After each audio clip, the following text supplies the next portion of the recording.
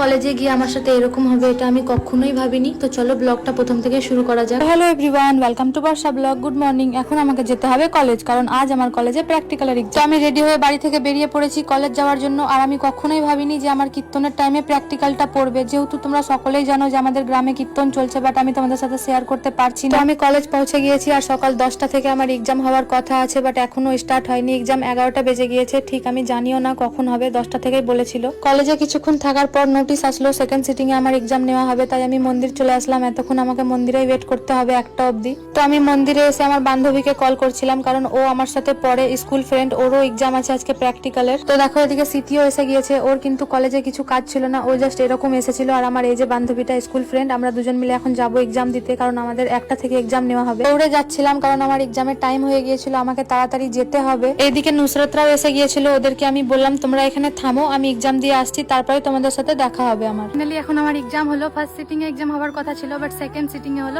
আমি এবার আমার বান্ধবীগুলোর কাছে যাই, ওরা হয়তো আমার জন্য ওয়েট করছে। গাইস, যতক্ষণ আমার এক্সাম হচ্ছিল ততক্ষণ এরা স্টেশনে ওয়েট করছিল। দেখো সিটিয়া, নুসরাত, দেখো কাঞ্চন আমার জন্য ফুল নিয়ে এসেছে। Thank you.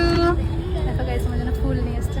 তারপর ওরা বললো স্টেশনে নাকি রিলস বানাবে। তো দেখো নুসরাত পিছনে আসছে দৌড়াতে দৌড়াতে, আর সিটি আর সিটির ভাইও চলে আসছে। আমরা এখন স্টেশনে কয়েকটা রিল শুট করবো, তারপরে আমি অনেকটাই সকালে এসেছিলাম ফার্স্ট সিটিং এ এক্সাম হবে বলে, আর আমার লেট হয়ে গেল সেকেন্ড সিটিং এ এক্সামটা হওয়ার জন্য। যাই হোক, আমাদের ভিডিও বানানো হয়ে গিয়েছিল। তারপরে নুসরাত আমাকে ছাড়তেই চাইছিল না, কারণ ওর সাথে আমার অনেকদিন পর দেখা হলো। তারপর দেখি একটা ট্রেনে করে অনেকগুলো বিএসএফ আসে। ফার্স্ট টাইম আমি এতগুলো বিএসএফ দেখলাম। স্টেশন থেকে আমি চলে এসেছি রাধারানী, আর ওরা সবাই চলে গেল বাড়ি, কারণ ওরা আগেই বিরিয়ানি খেয়ে নিয়েছে। আর আমি যেহেতু বিরিয়ানি খাবো না, কারণ আমাদের গ্রামে কীর্তন হচ্ছে, তো আমি এখানে ভেজ চাট খেয়ে নিচ্ছিলাম।